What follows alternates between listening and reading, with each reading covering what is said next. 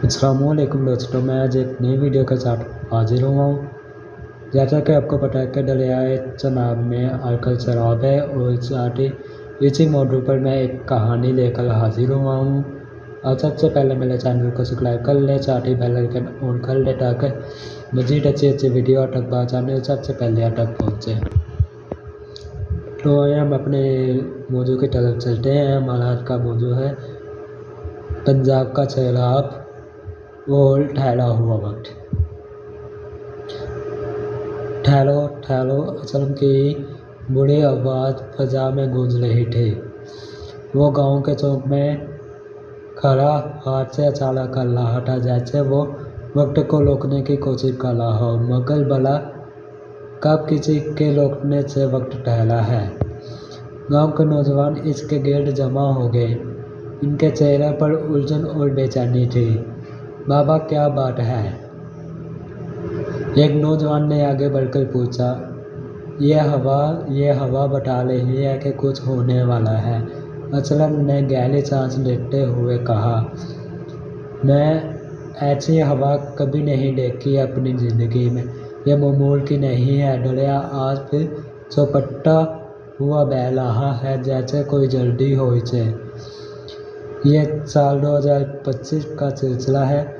पंजाब का इलाका जो मसलसल सब्ज़ों सैलाब और ज़मीन और पुरसकून दरियाओं की वजह से जाना जाता था, अब गैर मामूली गैर यकीनी सूरत-हाल का शिकार है। चंद सालों से मौसम में शदीद तब्दीली आ चुकी है। गर्मियों में दर्जा हरारत की इंतहा और सर्दियों में बारिशों का गैर मामूली सिलसिला। दरियाए चनाब जो गांव के करीब से बैठा है, इसकी गड़गड़ाहट आजकल गांव के मामूल की आवाज़ों में शामिल हो चुकी है। असलम बाबा, जो कि गांव के सबसे बुजुर्ग और तजर्बाकार शख्स थे, हमेशा फितरत की निशानियों को समझने की कोशिश करते थे। इन्हें महसूस हो रहा था कि कोई बड़ा खेल खेलने वाली है। गांव का नाम दरियाए गड़ा था। ये एक छोटा सा गांव था जो दरियाए चनाब के किनारे पर आबाद था।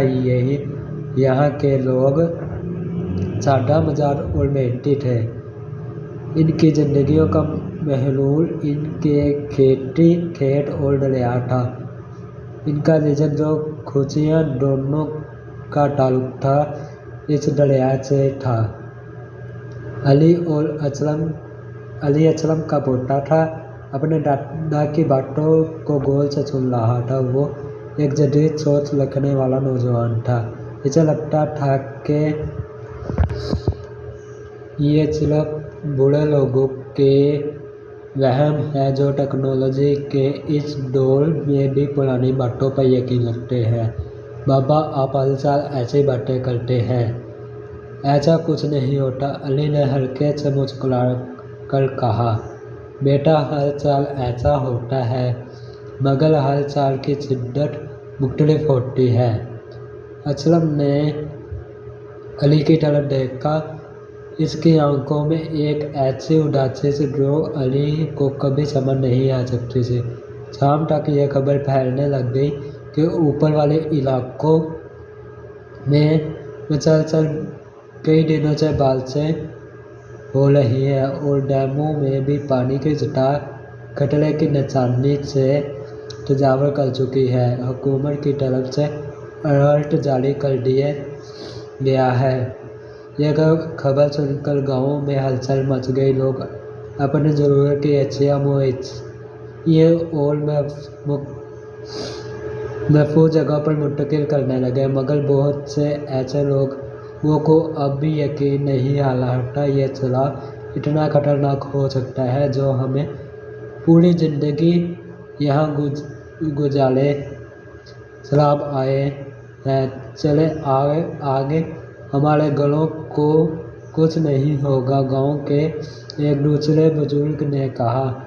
यह सच था। पिछले सैलाबों में पानी गांव के बाहर से गुजर जाता था, घर में फूल रहते थे। शाम तक ये खबरें फैलने लगी कि ऊपर के इलाकों में मुसलसल कई दिनों से बारिशें हो रही हैं और डैम में पानी की सतह खतरे की निशानी से तजावज़ कर चुकी है। रात तक सूरत-ए-हाल मज़ीद खराब हो गई। बादलों की गरज और बिजली की चमक आसमान की चीर रही थी। दरियाए चेनाब का पानी अब दीवाने हिर्क अचार की तरह नजर आ रहा था। वो गुस्से से फटकार रहा था। इसकी लहरें किनारों को तोड़ रही थी। अशरफ ने अली को बुलाया और कहा, अली, ये वही वक्त है जिसका मुझे डर था। ये नदी नहीं, ये समुंदर है।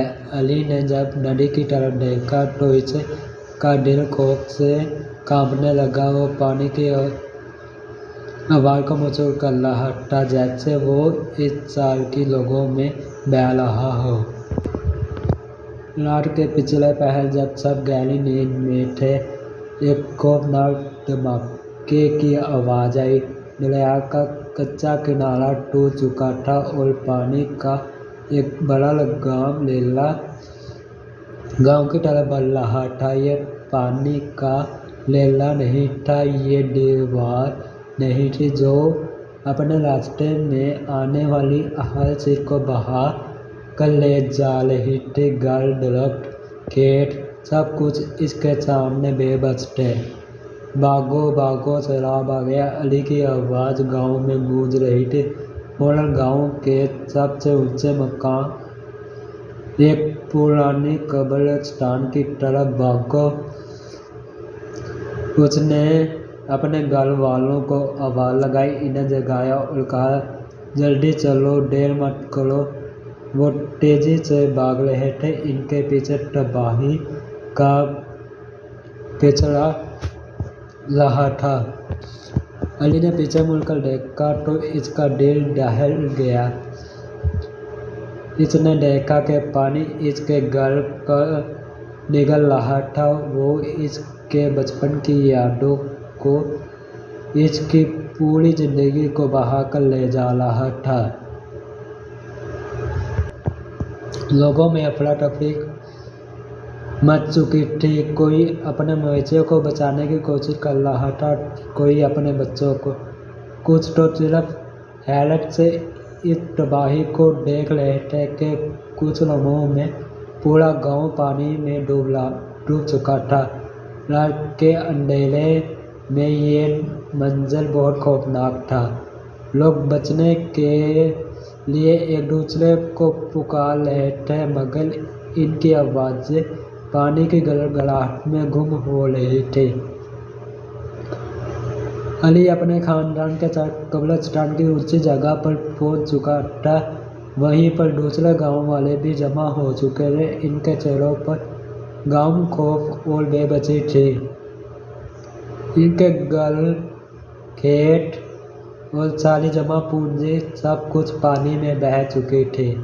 वो सब अपनी जिंदगी का असासा खो चुके थे। इनमें से कुछ तो अभी तक अपने प्यारों को ढूंढ रहे थे। सुबह हुई तो मंजर और भी दिल दहलाने वाला था। जहाँ चंद घंटे पहले एक खूबसूरत आबादी थी, वहाँ अब पानी ही पानी था। कुछ दरख्तों की चोटियाँ चंद घरों की छतों पर पानी से बाहर नजर आ रही थी। हर तरफ तबाही और वीरानी का हालात था। लोग एक दूसरे से मिल रहे थे, अपने प्यारों के बारे में पूछ रहे थे और कुछ तो बस खामोशी से आसमान की तरफ देख रहे थे, जैसे वो कुदरत से सवाल कर रहे हो, ऐसा क्यों हुआ। सैलाब ने गांव के हर अफराद की जिंदगी बदल दी।